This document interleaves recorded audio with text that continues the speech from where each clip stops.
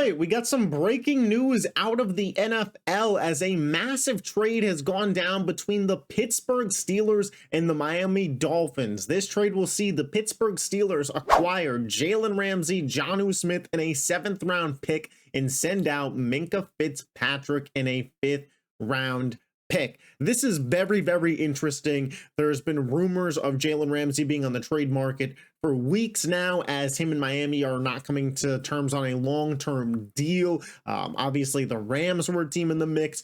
Pittsburgh here, he ends up landing in Pittsburgh, but I don't think anybody thought that Minkah Fitzpatrick was a guy that was going to be on the move for the Pittsburgh Steelers, but here we are.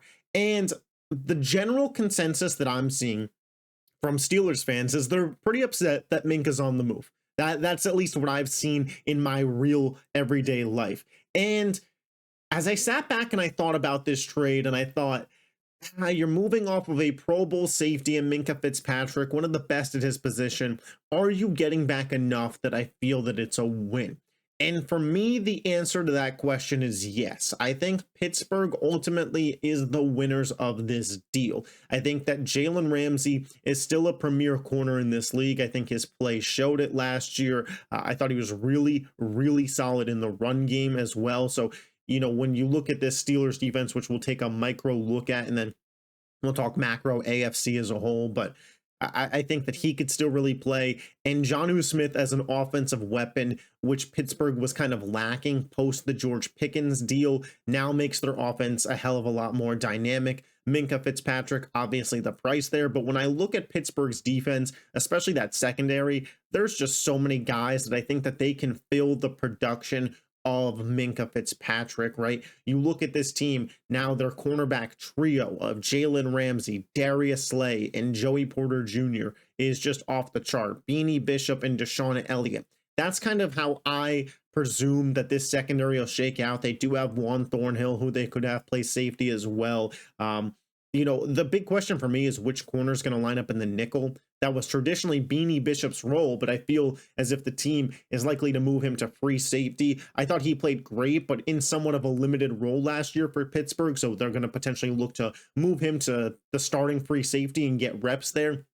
With Jalen, how good he was in the run game last year, you could have him very well play nickel and have Slay and Porter be the outside guys. That wouldn't shock me either. As well, I think you have a lot of flexibility when it comes to if guys are injured, or, you know, you want to change things up depending on the wide receiver matchup and give different looks. They have a lot of size at the cornerback position now too. Like, this is a very, very solid secondary still, in my opinion. And when you look at Pittsburgh's defense as a whole, you know, before the trade, after the trade, it was still solid. That front seven, you have TJ Watt, Cam Hayward, Peyton Wilson, Patrick Queen, Highsmith, etc. Like, there's ballers. You just drafted Derek Harmon. This is a really, really solid Pittsburgh Steelers defense.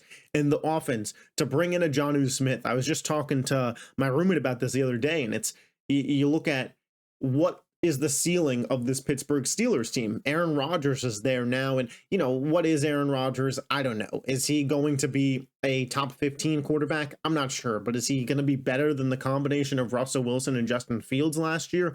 Probably. But what were the weapons? After moving off of George Pickens, it was DK Metcalf, Pat Freiermuth, and Calvin Austin. I think Jonnu Smith makes that receiving core a lot more well-rounded. And when you think about the fact that the team drafted Caleb Johnson, has Jalen Warren, signed Kenny Gainwell, they are telling you that they want to be a run-first team. They want to be a ground-and-pound team with a really strong defense. That is the identity of the Pittsburgh Steelers. And they want a quarterback in Aaron Rodgers who, even though he's old, they believe when the time comes, he can make the throw.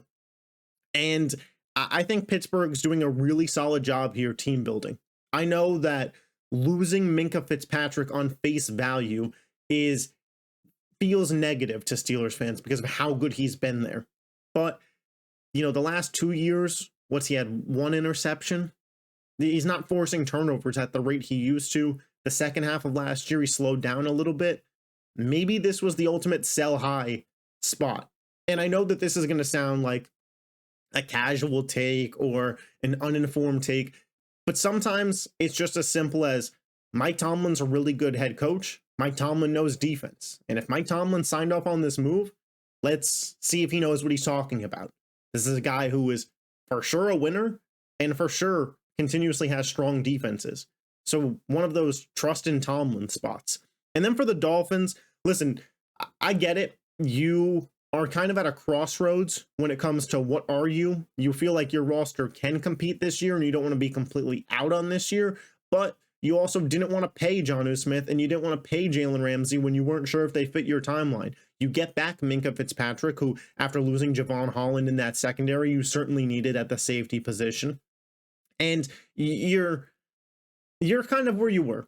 You know, whatever you thought about the Dolphins prior to this trade, I don't think you think any less of their ability to be a fringe playoff team or a wild card team, or, you know, if you thought they could compete for the division before this trade, I don't think that this trade has changed your mind. And you hope that Minkah's got that one solid year left in him, or multiple, but you know, you hope obviously the second half of last year wasn't the beginning of a sharp decline. You hope you could still potentially get a Pro Bowl safety in Minkah Fitzpatrick. And Jonnu Smith moving on from the offense stinks, but you have Tyreek Hill, you have Jalen Waddle, you have Devon A-Chain. Like this isn't a team short of offensive weapons. So ultimately, I think it's a fine deal for Miami.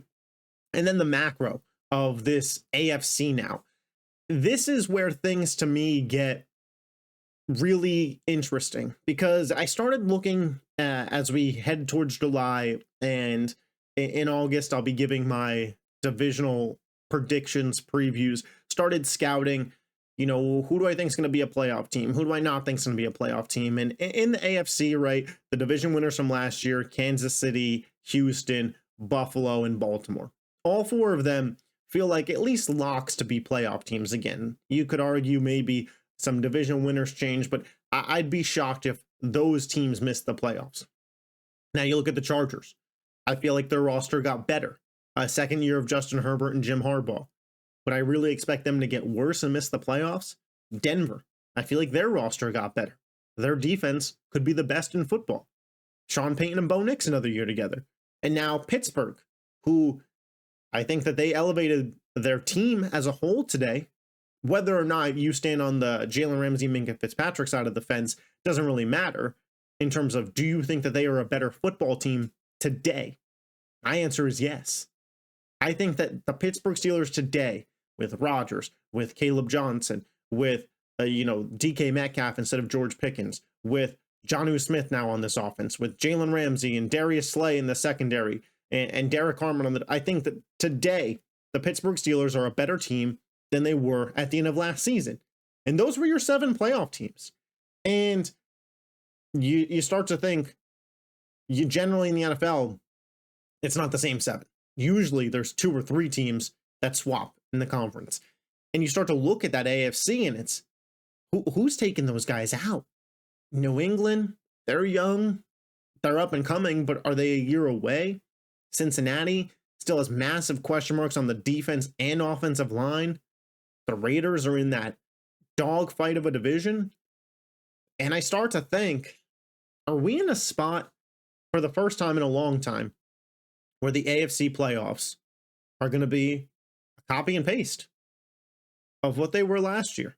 Maybe the seedings change, but the teams, I could see it being exactly the same. Right now, without injury, I kind of feel like that's where we're headed. Obviously, ceilings are different.